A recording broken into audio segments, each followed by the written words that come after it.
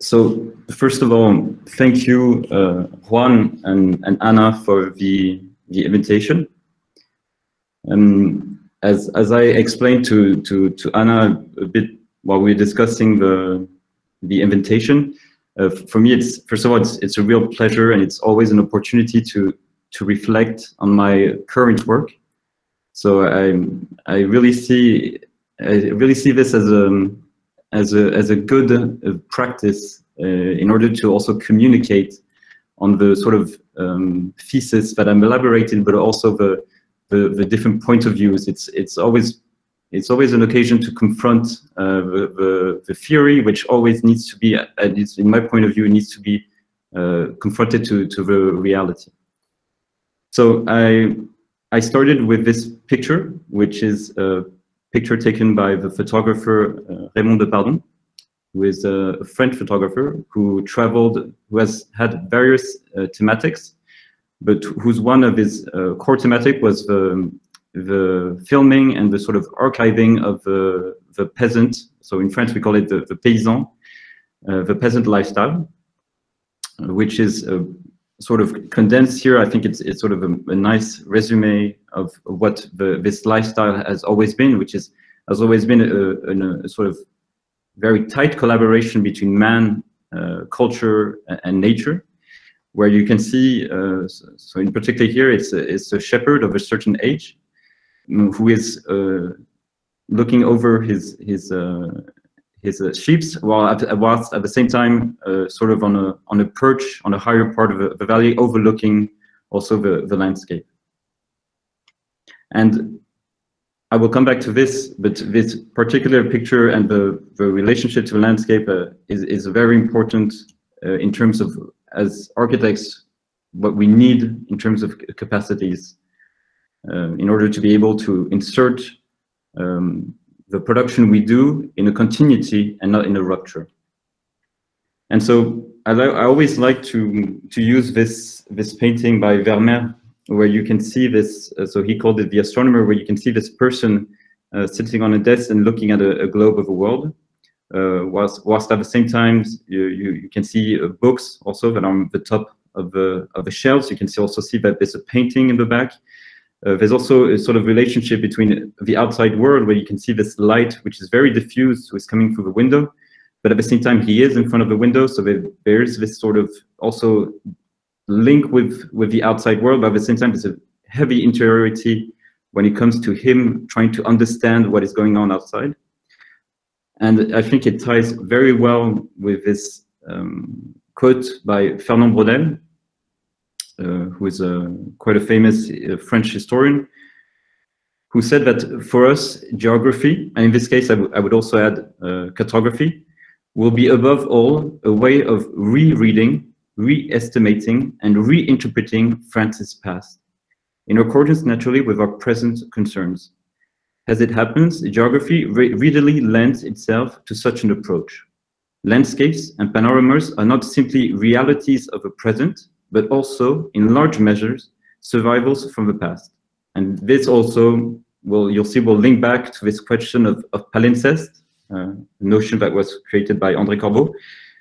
And long-lost horizons are redrawn and recreated for us through what we see. The earth is like our own skin, fated to carry the scars of ancient wood. I think this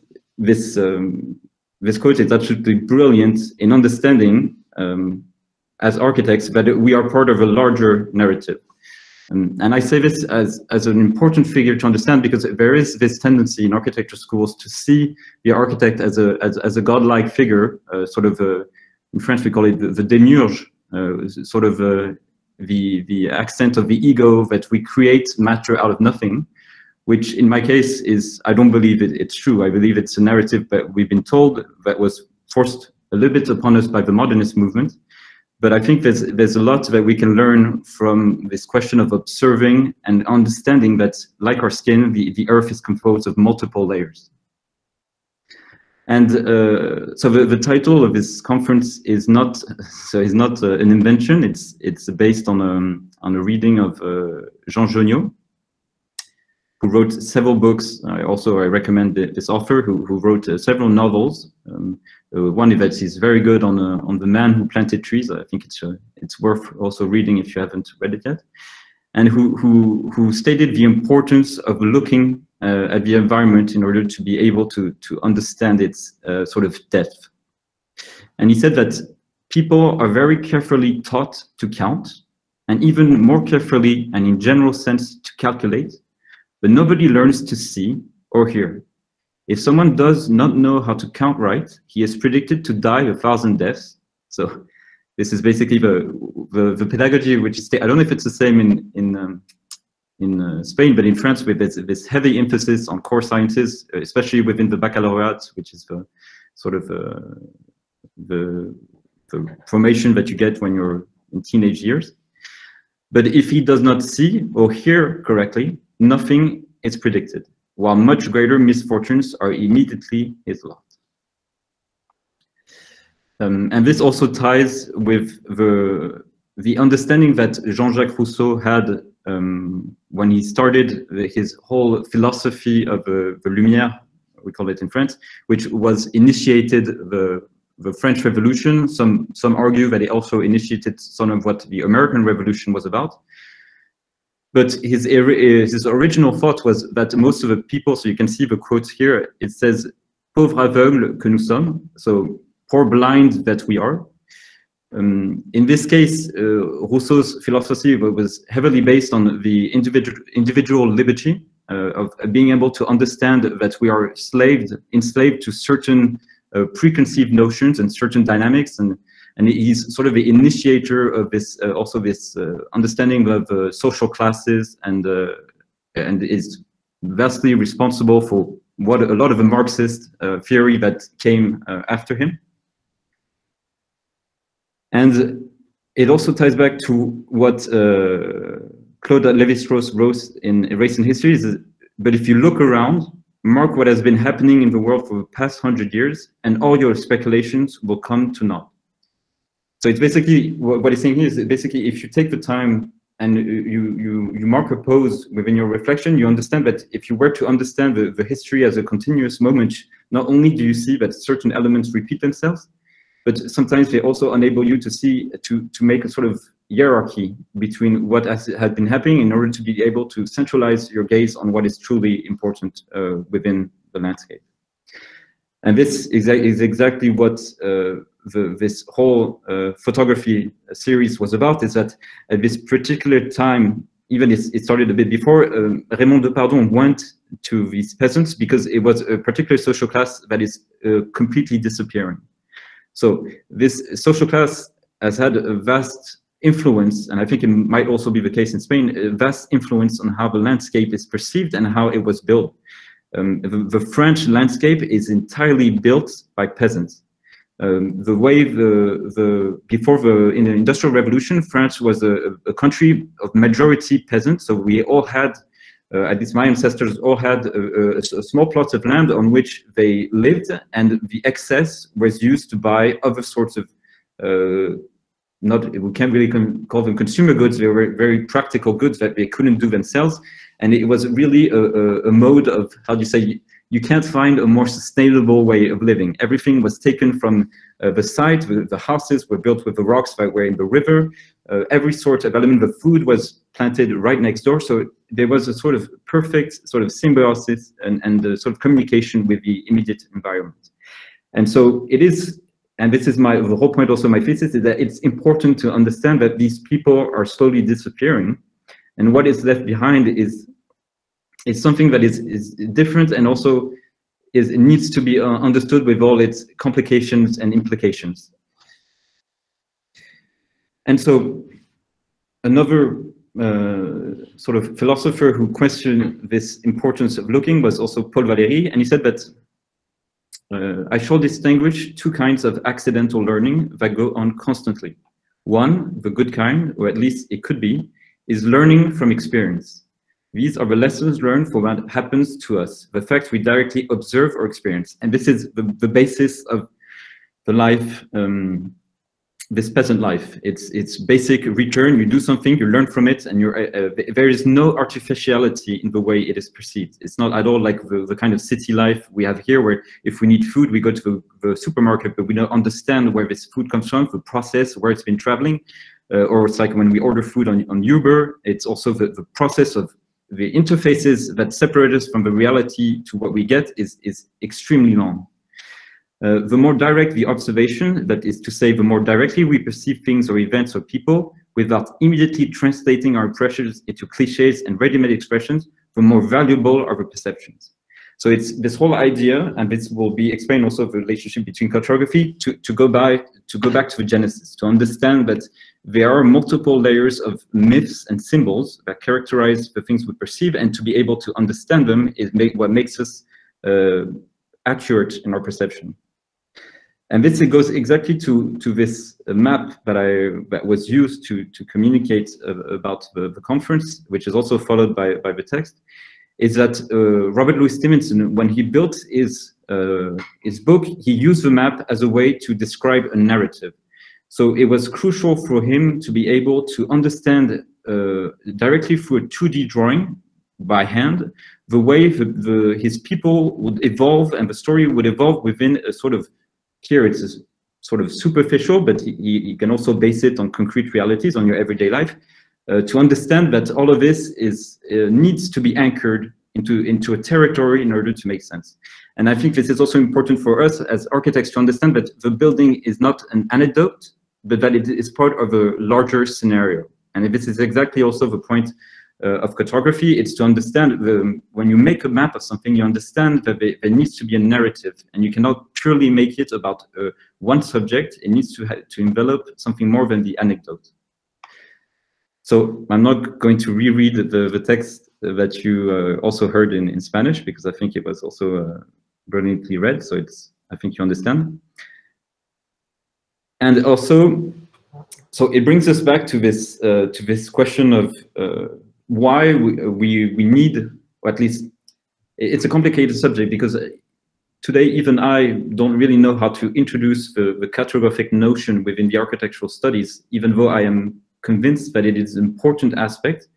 I think it's something that should be, of course, brought up in the architectural field, but not something as an obligation. I think it should remain something that is, of course, proposed, but not obligatory, because I think personally, I think it is crucial to understand also this question of how we represent the territory. And I used here this particular map, which was done by, so every time I present this map, people usually think it's a work of art or some sort of a piece of contemporary approach on cartography, but it's not the case at all. This was built by the Army Corps of Engineers of the U.S. Army. So Harold Fisk was part of this U.S. Army. And what you see here is the different courses of the Mississippi River. So Mississippi River is, of course, as you may know, is one of the biggest rivers that exist in the world. And the flow of water is heavily changed throughout the seasons and the year.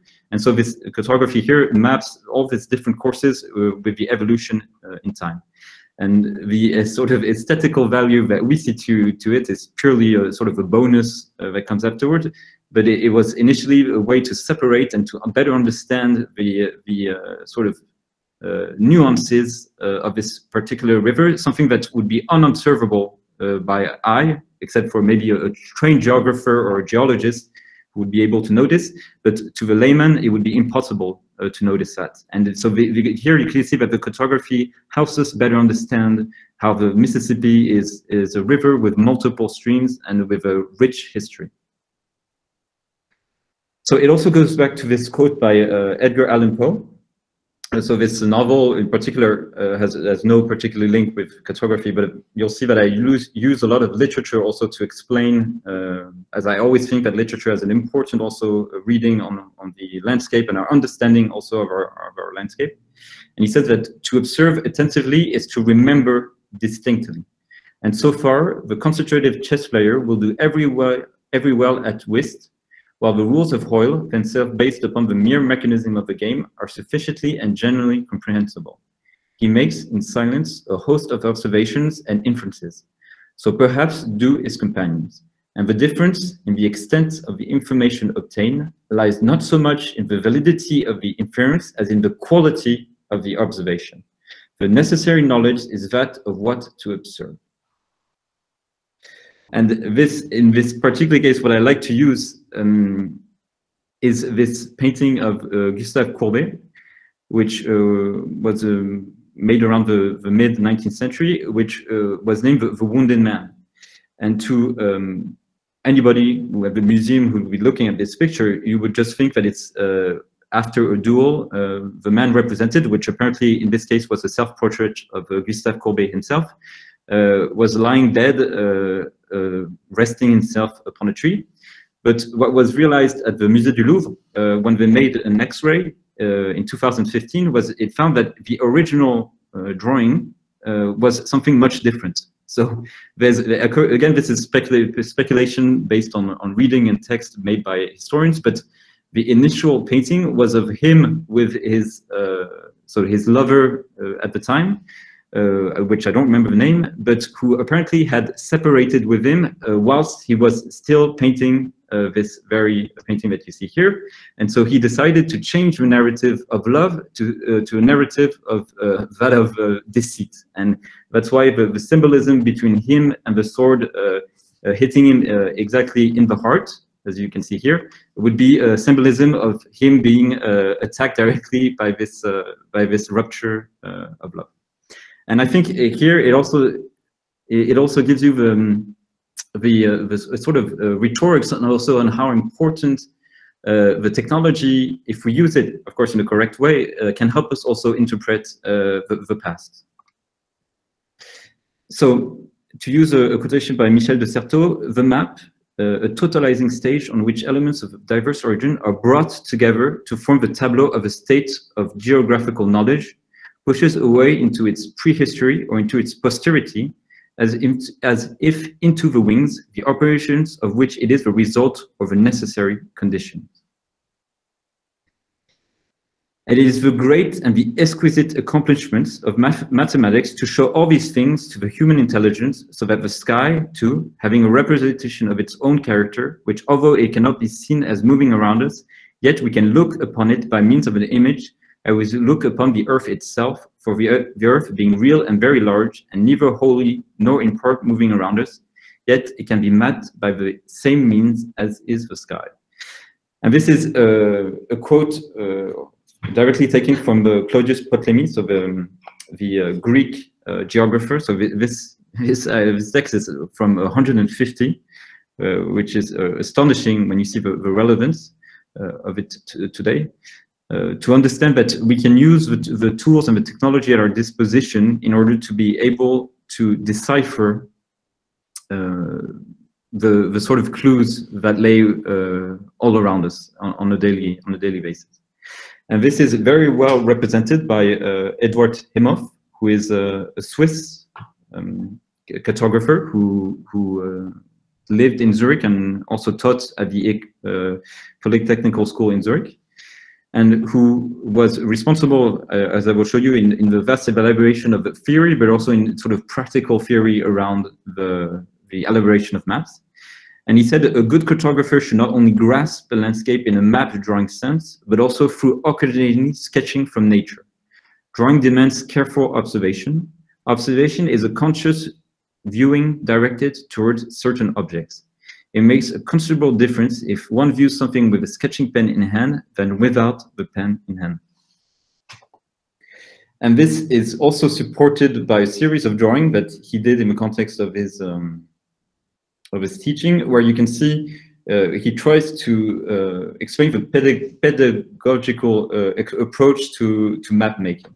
So you can see here the importance of looking at something that we see through our eyes in order to visualize it in 2D on a piece of paper.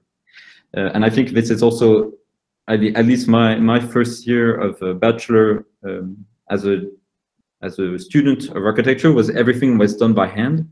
And I think this is absolutely crucial. I'm not, how do you say, I'm really open to technology in general, and I think we should have a critical discussion about it. But I also think there's an importance of able also to use our hands on a daily basis in order for us in situations where the tools are not available at us, we can also do it in a more archaic sort of fashion.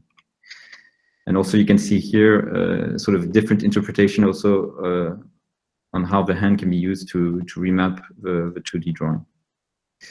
And he also says that every cartographer should reach for his drawing pen during his travels. Anyone who cannot produce a respectable landscape sketch from nature will certainly also fail to become a Leonardo in map drawing. Sketching encompasses subjective selection to an especially high degree, not merely the activity of noticing and deliberately omitting. As you can see him directly in application. So Edward Imhoff also worked with, at the time, the technology of being able to take photographies directly from plane was just beginning. So what they did back then in order to have correct shadings on the map is that they used models to which then they took, they just looked from above and were able to see the nuances of the rocks and all these different topographies directly from above. So there was this need also to be able to use your hands also to make the models directly in order to do them as a 2D drawing. And you can also see here some examples of his productions that are, I think, a perfect compromise of being able to accurately represent the territory and also use aesthetics in order to convey this theory. So you can also see another example here. And also, if you have the time, it's also available online. You can check it out. He also made the Atlas de la Suisse, which was published in 1965 and encompasses various maps at different scales, where it basically goes through the whole evolution of Switzerland and explains the geology and all these elements that compose the Swiss territory. And then, so this is to come now to a more critical aspect of what, so although cartography can be used as a powerful tool in order to assist us in the understanding of the territory and what surrounds us, especially when it comes to revealing the past, because it is often complicated to be able to read them directly by the eye when it comes to like you see for the Mississippi River. There also needs to be an understanding of how the limitations of cartography. And although this may not pertain directly to what you're doing in right now, it is important to understand what is currently going on in the contemporary world, where there seems to be nobody seems to put limits on where this new cartography is going. And so antiquity had maps rather comparable to our own, as it can be seen in the Peutiker table, a late empire Eternier, which has come down to us in the form of a copy. So I will show you this right afterwards. It worked out the cadastros on stone slab. Such instruments, miniature forms of a given land area, were necessary to manage the Romanized world. The basic idea of the map is the simultaneous view of a territory, the immediate perception of which is impossible by definition. A reduction of the real in its dimension and its components, a map still remains the original relations of the elements included. So you can see here this famous tabula pettigreviana, which it's very wide. So here you can see it's available on Wikipedia at a very high scan level, so you can directly see. And this was elaborated during the 13th century. So they think, because it obviously pertains to the Roman Empire. As you will see, it kind of corresponds to the lands they were able to access back then. But it was reproduced by this Pettinger, who made it as a copy and then distributed it to the different royalties and monarchs who were ruling back then.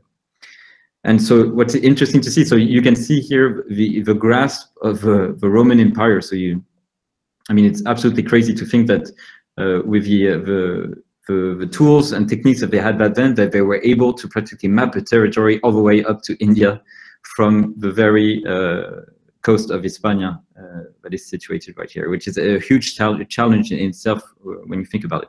But you'll see that the map is very based on myths and symbols, not so much on the accuracy of the landscape itself, but which is basically the importance of what it was back then, because the built environment was much more reduced. So what they needed was the sort of core symbolics in order to navigate around the territory. And you can see here an example of a zoom in France, where you can see here you have the Rhône, which goes out to Arles, which is represented here. And you can also see some of the major Roman cities back then. You also have Narbonne. You can also see so I think this was, I don't remember exactly the name, the Via Augusta. There was the via that led directly to Toulouse, which you can't see here. And you can also see part of the Pyrenees that is drawn right here. So you can see the accuracy is not exactly what we would expect today, but most of the way they navigated was based on the monuments, as you can see, sort of the core symbols here, and also based on the topography. So you have mountains, of course, the rivers, which are the main source to navigate, and the mountains and all this sort of geological features.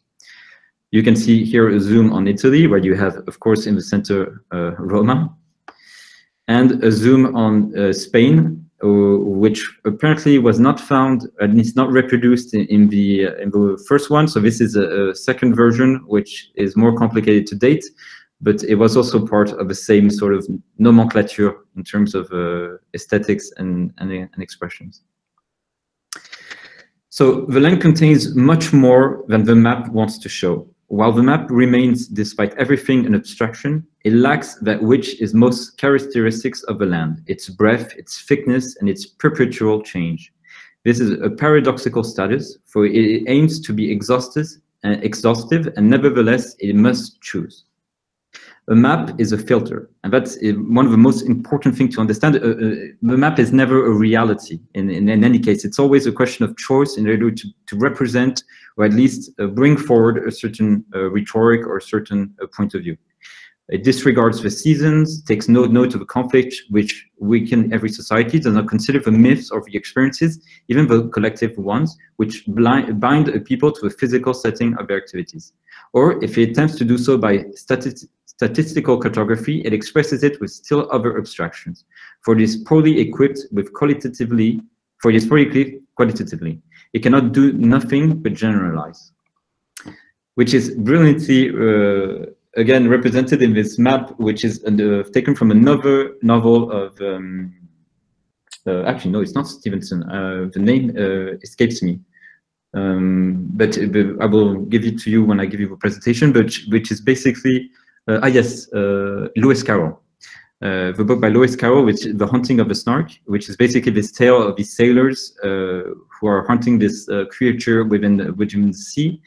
And at some point, the captain asks that they map the sea, and what they come up with is basically this, which is absolutely nothing, because the sea in itself has absolutely no way of guiding directly on what you can find. Most of the people guided themselves by the stars, as you had no immediate way to notice any geological forms.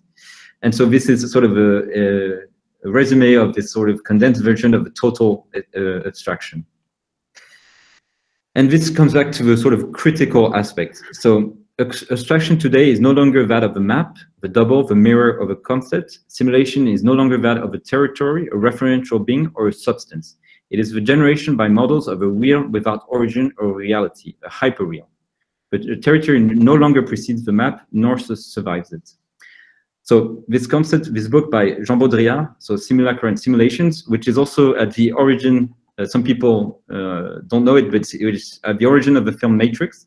So there's a scene in Matrix when some people come into the room of the main character, and the main character gets something from a book, and the book is actually Simulacra and Simulations, so take directly from Baudrillard. And what Baudrillard is trying to point to us is that our world is slowly becoming dependent on technology, and technology has a will to universalize. It's by definition, technology needs a universalized system in order to work. So it's based on binary. So it needs to sort of erase all local and and sort of nuances in order to perform at its best. And this is an important notion because it needs to be understood also the impact that this sort of philosophy has on the way we perceive our environment. Henceforth, it is the map that precedes the territory, precession of simulacra. It is the map that engenders the territory, and if we were to revive the fable today, it would be the territory whose shreds are slowly rotting across the map. It is the real and not the map whose vestiges subsist here and there in the deserts which are no longer those of the empire, but our own, the desert of the real itself. And this goes back, also ties back to this sort of the whole book, which was trying to understand the impact of the map on our daily lives. And the map has become such a part of the everyday that it often no longer appears as an external object, or even, in Marshall McLuhan's terms, an extension of ourselves, but instead as a completely integrated part of our lives, as in an unprecedented way we live the map. And that's important, I think, to understand that basically, I mean, I'm not inventing anything here, you're probably aware, but most of us today are completely incapable of going anywhere in a city without using Google Maps. A couple of decades ago, most of our ancestors were able to understand all the street names, be able to identify particular monuments within the city, to be able to orient themselves fluidly in a city without having to look at an iPhone, or even be able to navigate within the country without to use a GPS. So we are highly dependent on this, and there's a risk that this dependence will lead us blindly into an overuse. So the question is always to know, and this is a big problem with our contemporary society, is we don't know where to put the boundaries. So we have sort of this blind trust in technology in itself, and we don't know, because we don't know anymore how to debate, we don't know where we need to stop and where we need to limit the impact of technology on the everyday life.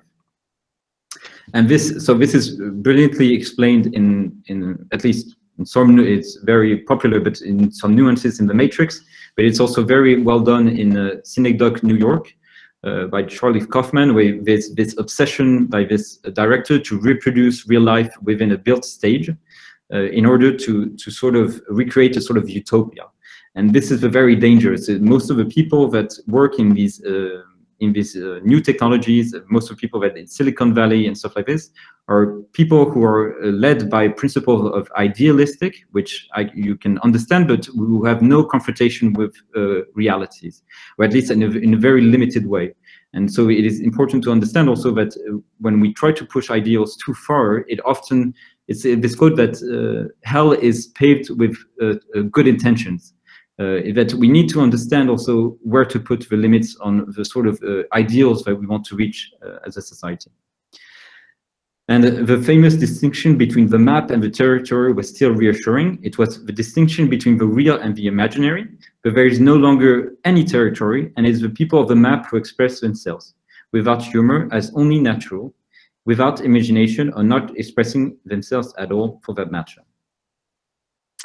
And this goes back to a little bit to what I do, to tie it back to what I do with Atlas, is to make understand that it is our duty, I think, as architects, and then also as citizens, in order to practice an informed decision on political, but also on our daily lives and the way we consume things, the way we behave, the way we travel, in order to understand that it is only by observing that we will be able to make an informed decision. And this is why I also really appreciate this painting that represents the whole myth of the incredulity of Saint Thomas, where so in John 20 in the Bible, he says that now Thomas, which called Didymus, one of the 12, was not with the disciples when Jesus came. So the other disciples told him, "We have seen the Lord."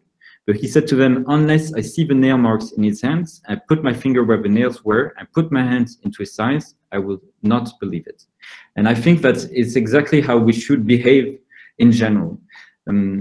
There is a tendency today for us to understand the world as it is described to us, especially through media. So we trust what journalists write, the way they propose a sort of pre-eaten understanding of their world, and we trust often it blindly. So it is important to understand the world as we see it, and less as it is described to us. And I think it should always be a compromise between these two. And this is also brilliantly represented in this this picture of Magritte, where it basically can be exactly the same thing with a map. If you're shown a map, it should also say that this is not the territory, this is not the reality, this is an abstraction. It is supposed to question us, it is supposed to be a certain point of view, but it should never be a sort of concrete reality of what it is. So a map is, so language is like a map, and the things signified are like the territory the map represents. This is an ancient comparison, still as subjective and as deceptive as ever. The map is the entirety of a signifier, the domain is the entirety of the signified. Both are given to us simultaneously, but we only gradually learn to understand which symbols on the map apply to which parts of the territory. Meanwhile, the symbols whose representative value remains unrecognized constitute the floating signifier. This little fable does not much to eliminate the bizarre side of a conception of language that is designed to illustrate. Mankind does not learn about its domain by reading the map, it learns to read the map by visiting the domain. And this is exactly what is important for us as architecture, and I hope that's also the case, that we should also approach the teaching of a project, is that it should always be done on a specific scenario, on a built territory that we have visited and understood in all of its details before we are able to intervene. And it should never be the opposite way, where we just parachute an autistic object on a random parcel without being able to understand the nuances of the territory that is going to host it. And this is also well perceived by Claude Lévi-Strauss in a small, I highly recommend you also read this book, which is called, a small pamphlet, which is called Look, Listen, Read, where Claude Lévi-Strauss goes into explaining the importance of its different senses in order to better perceive the complexities of our environment. And he says that toward the end of Time Regained, so the novel by Marcel Proust, Proust compared his work to that of a seamstress who was sewing a dress made from disparate pieces already cut to form, who was patching a dress in tatters. In a similar way, his book made from fragments that he had to piece together in order to express a psychological truth by grafting onto the movement of someone's shoulder a movement of an egg made by someone else. He had to conceive a single sonata, church, or young girl out of impressions culled from several sonata, churches, or girl. And I think it's exactly that. I mean, the whole story of architecture is basically a story of continuation, of people who have used existing elements in order to construct new elements, and always a narrative of continuous understanding that there's something that precedes us. And the Gothic cathedrals are a perfect example of that. I mean, the Gothic cathedrals are built sometimes above multiple centuries, with no clear understanding of who was the main designer, which was impossible to do because there were multiple people working on different stages. And I think it's also important to use this analogy of the Gothic church also into what the architecture discipline is. And this is also what Atlas in general tries to do. So this general patchwork that Proust does within his novel is exactly the purpose of Atlas. It's to take different subjects from literature, cartography, cinema, essays, painting, also academia, in order to make a patchwork of the territory that gives you the ability to nuance what you're seeing, and to also to understand the depth of this particular skin or this particular palimpsest. And I would like to conclude on this last note of Paul Valéry. He says that education or teaching has the certain effect of accustoming us not to observe with our eyes and of making this legitimate use very disadvantageous. The result is that we naively take our own immediate observation as appearances and provisional knowledge, while we give substantial value to the presumed meaning of terms and formulas transmitted from mouth to mouth and book to book. What you hear or read is truer or more important what you see. And it also goes back to Viollet-le-Duc, so the French architect, who says that in a very, I mean, for a seminal work, in my opinion, on the way we should approach architecture, which is the Entretien, he says that prove all things, c'est simple, and hold fast that which is good. This is my motto, and I shall be faithful to it. And this is exactly my motto also, is I believe that we should be able to see the world with all its different nuances, its localities, its specificities, never try to bring a sort of universal and sort of overarching notion, which is difficult to understand, because most of the teachings that we've received since the French Revolution has been this goal to sort of universalize. This is also the goal of Marxist theory, but it is also the need to understand, as in we can see in this particular.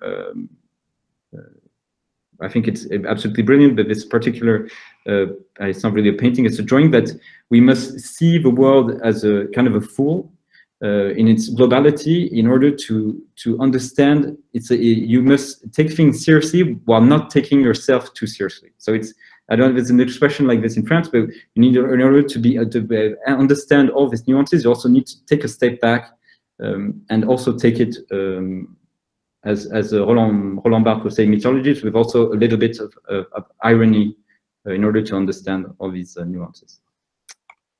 And it's the end.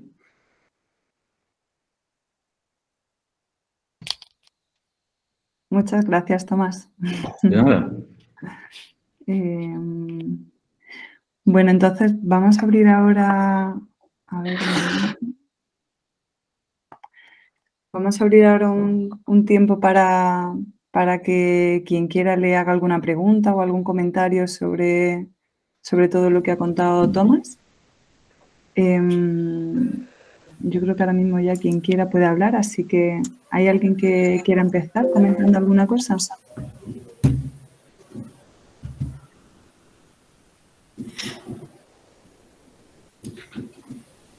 Hola. Yo quiero hacer una pregunta. Hola, Álvaro. Yo creo que sí. Bueno, Álvaro, no sé si la vas a hacer en español o en inglés. En inglés, sí. Vale, muy bien, pues entonces nada, perfecto. First of all, thank you for the lecture. And my question is, what's the process you follow in order to elaborate the cartography for a project? Is it an active search for the element, or you let the place talk to you in a more contemplative way? How much objectivity and subjectivity do you transfer to cartography? Does it have anything to do with intuition? When do you know, how do you know when to stop and start drawing? Thank you. Hello. This is my way of functioning. It's very personal, but I always start with the history. So if I'm working on a site, the first thing I do is I go to the archives and I look what has been done before in terms of cartography.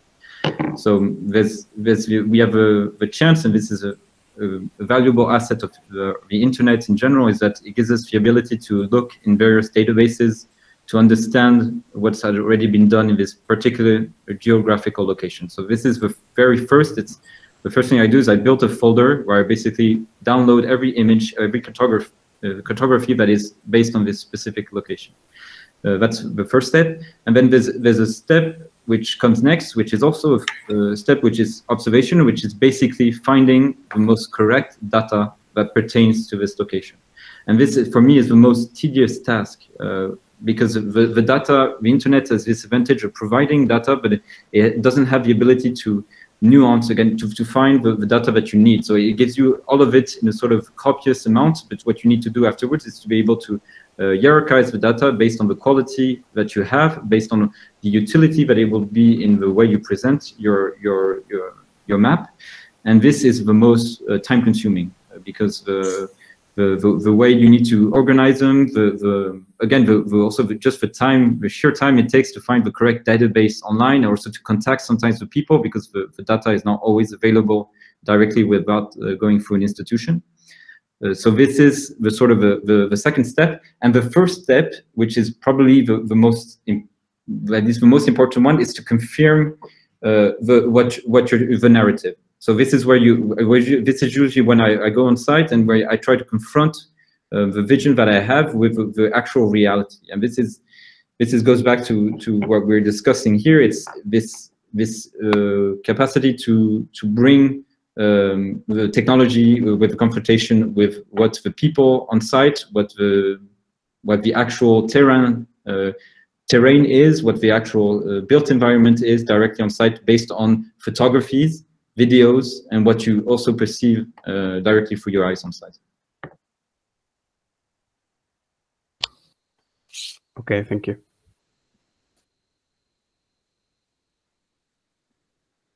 Sí, yo creo que en relación a esta pregunta que ha hecho Álvaro, está muy relacionada con lo que ha contado Tomás, de que al final cada mapa es un filtro, una manera de ver la realidad, y por eso creo que tiene mucho sentido esa primera fase que comenta Tomás, de hacer una recopilación de las distintas miradas y las distintas interpretaciones que han hecho distintos cartógrafos de un mismo territorio, porque cada uno de esos mapas al final es un filtro distinto, una historia diferente y cuenta narrativas diferentes que te aporta información sobre ese lugar. Entonces, ese es el valor que tiene cada mapa como elemento, yo creo, el valor que tiene cada mapa como elemento individual sobre un territorio. Por eso es importante esa superposición, ¿no?, cartográfica, para ir registrando lo máximo posible distintas miradas de distintas personas sobre ese territorio.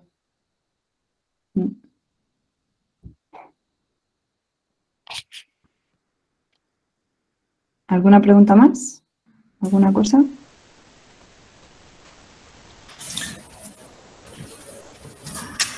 Bueno, podrías decir que quien quiera preguntar en español puede preguntar en español. Sí, claro. Por eso he dicho, sí, quien quiera puede preguntar en español y yo hago la traducción, si hace falta. Bueno, mientras alguien se anima, yo he apuntado, he apuntado muchas cosas de lo que ha contado Tomás. Voy a decirlo en español despacio, Tomás, para que si hay alguien que no haya entendido algo lo entienda, y si no entiendes algo lo repito en inglés. En primer lugar, en relación a todo lo que has contado de por qué tiene lo que acabamos de comentar, ¿no? ¿Por qué tiene valor crear el mapa sobre un territorio o crear el mapa sobre un lugar? La diferencia que hay de observar un paisaje sin un lápiz y sin estar atento intentando dibujarlo, o realmente observar un paisaje con un lápiz intentando hacer ese filtro de información, esa historia que quieres contar. Y me ha llamado la atención lo que has comentado de que hoy parece difícil moverte por una ciudad sin Google Maps, ¿no? Como que somos totalmente dependientes de esa tecnología del mapa para orientarnos por los lugares. Y creo que esto puede incluso tener relación con la inmediatez que exige la sociedad de hoy, que parece que no hay que perder tiempo en perderse, en descubrir el camino que quieres seguir, y que al final lo que quieres es la respuesta rápida de un mapa claro que no te confunda y te lleve al lugar al que quieres llegar. Y creo que antes no era tan necesario a lo mejor el mapa para orientarte, porque estabas dispuesto a observar y a descubrir el territorio por ti mismo, sin que alguien te lo ofreciera. Entonces, me parece curioso que una época en la que se está perdiendo la capacidad de crear mapas, o que ya no, parece que no hacen falta los mapas porque está muy disponible todo, parece que está todo muy inmediato, pues realmente es cuando más dependientes somos de esa herramienta, ¿no? Y esto me lleva también a pensar en algo que has dicho en alguna conferencia que te he escuchado, no sé si es una frase tuya o es una frase de alguien más, que esa frase quiere decir que un lugar no es un problema, sino un enigma.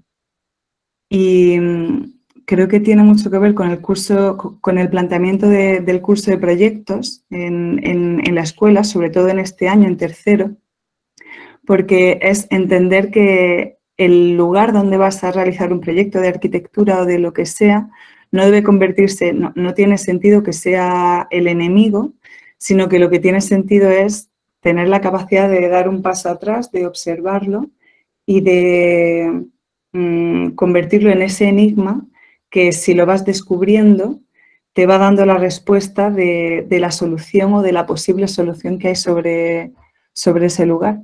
Entonces, creo que todo el proceso que nos has contado de toda esa historia de la cartografía y de la literatura sobre la cartografía tiene mucho sentido para entender cómo nos ayuda a entender el mundo y cómo está íntimamente relacionado con la arquitectura. Y esto conectaría incluso un poco con la pregunta que has hecho al principio, que decía, no sé muy bien decir cómo integrar la cartografía en los estudios de arquitectura, pero creo que tiene muchísimo sentido porque, como has dicho, la arquitectura es la historia de la continuidad y la cartografía enseña que no tiene sentido empezar de cero, siempre tiene sentido registrar lo que hay y empezar a trabajar a partir de ahí. Entonces, esa simple noción básica de la cartografía ya me parece muy valiosa para la enseñanza de la arquitectura. Entonces, no sé, por esto me pareció que todo tenía mucho sentido, muy interesante. No, I fully agree. Mm-hmm. I think when you come back to the title of a place is not a problem, enigma, it's exactly, I see also a bit of a detective. What I do on a daily basis is being able to notice particular clues that would give you hints to understand all these questions that we have around the territory. And I think the biggest problem we have as architects is trying to forge ourselves as a community that gives sense to what we do. And I think the problem we have today as contemporaries is that we have so diverse little chapels that are based on aesthetics that we can't forge a common narrative anymore. We've all fallen into this very compartmentalized theoretical domains.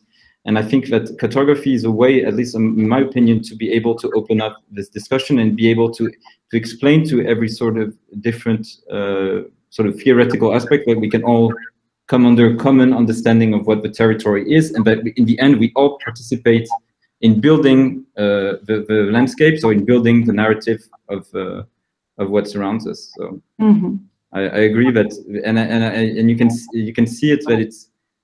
I'm not, to be honest, I'm not very optimistic to where the architecture is going in general, but I think if there's one hope to be found, I think it's maybe in the teaching of the cartography. I believe it help tie back this thing.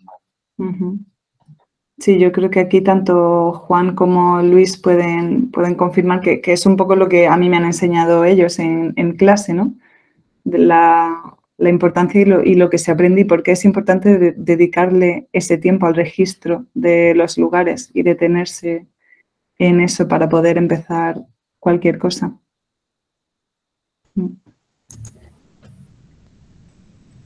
Sí, efectivamente.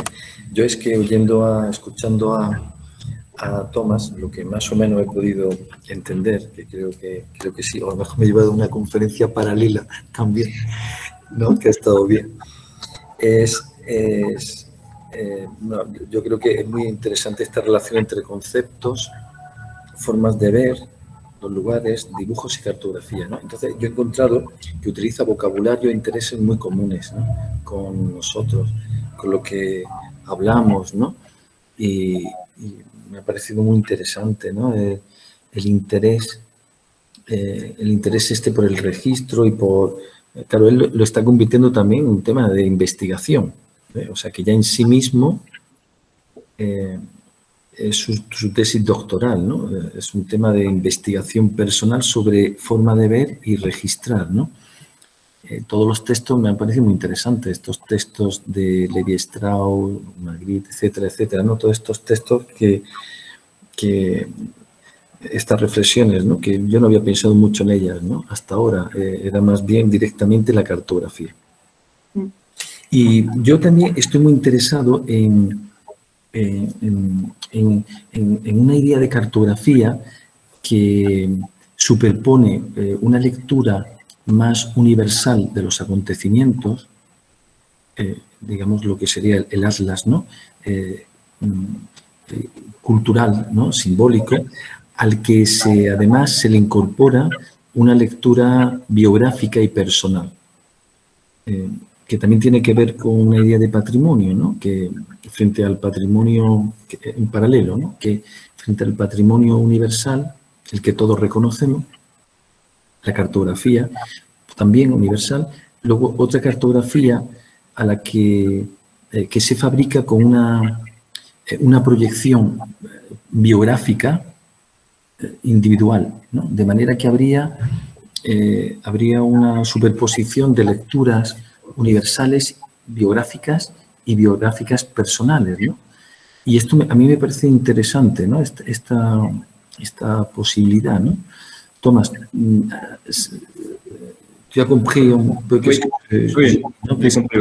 que tu penses, ¿no? De cette idée? Ah, je suis entièrement d'accord. Je pense d'ailleurs que... En inglés mejor. I think that's the whole beauty of the tool in general. And this is also what Lévi-Strauss also explains with this question of bricolage and stuff like that. But basically, we have a tool. So the hammer is something that is quite universal in all cultures. And it depends with this universal tool, which is also cartography, what we can do in our local environment. And I think that this is very important, is to understand that there's not that we need to understand what we need to fight against and what we need to keep. And I truly believe that cartography as a digital tool is crucial, but I think it should be used to understand the nuances of, again, nuances is everywhere, but I think for me, the capacity to nuance is the capacity for wisdom. I think there's a difference between intelligence, and that's what I keep telling most of the students here, is that there's intelligence and then there's wisdom. And for me, wisdom is a capacity to use this intelligence in order to understand that the world is made of different localities, different, diverse, very diverse and niche understanding of our environment, and that we need to use the universal to keep these nuances alive. And for that, I also fully agree with this biographic approach with the universal above. For me, it makes perfect sense. Ok.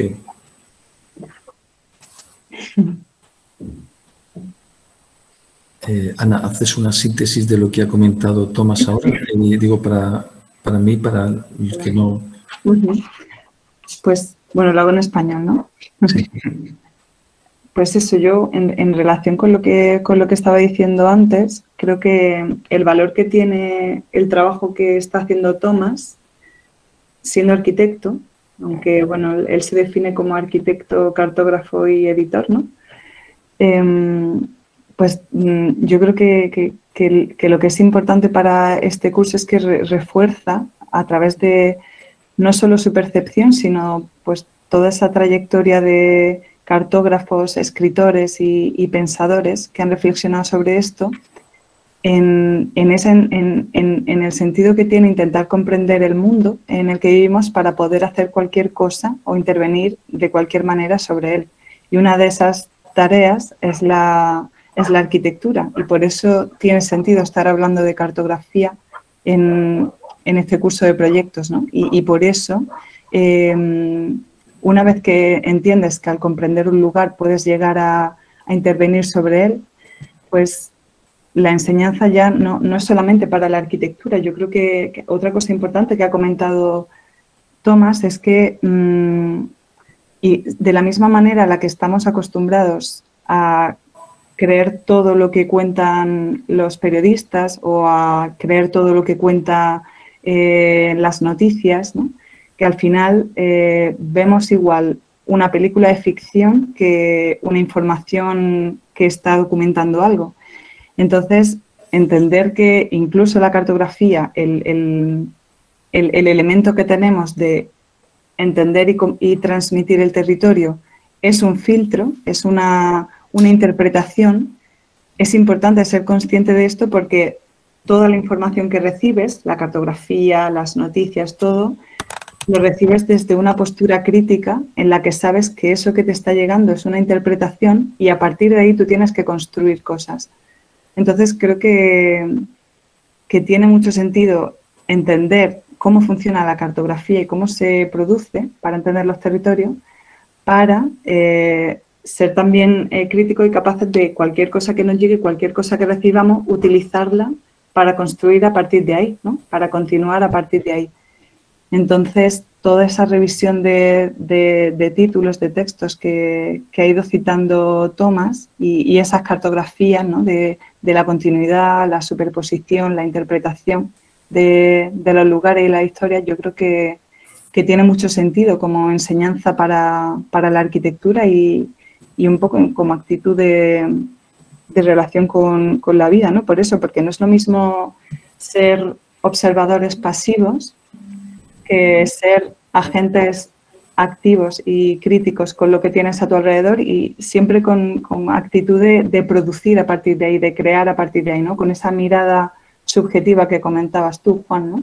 Esa capacidad de superponer la información que parece más universal, más sistemática, superponerla y darle valor con tu propia interpretación de esa realidad. Y en esa superposición de historia ir construyendo cosas. Entonces, no sé, como síntesis creo que es que tiene bastante que ver con la síntesis de lo que se habla incluso en el curso, ¿no? De proyectos. Sí, y más preguntas, ya que tenemos aquí a Tomás, más preguntas, estudiantes interesados en la cartografía y la representación para hacer proyectos de arquitectura.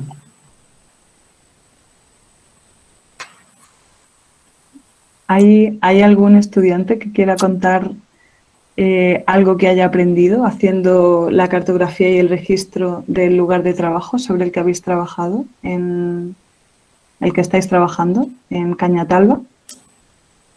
¿Alguien que se atreva a decir algo que le haya aportado toda esa parte del ejercicio de cartografía y documentación?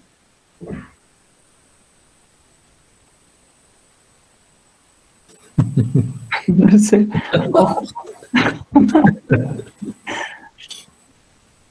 Yo creo que estaría bien, ¿no? Pero nadie se atreve. Nada, bueno, pues nadie, ¿no? ¿Nadie levanta la mano?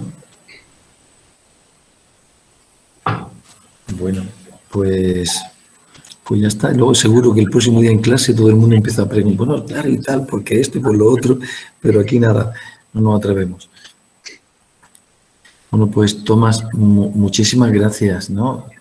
Muchísimas gracias por tu charla.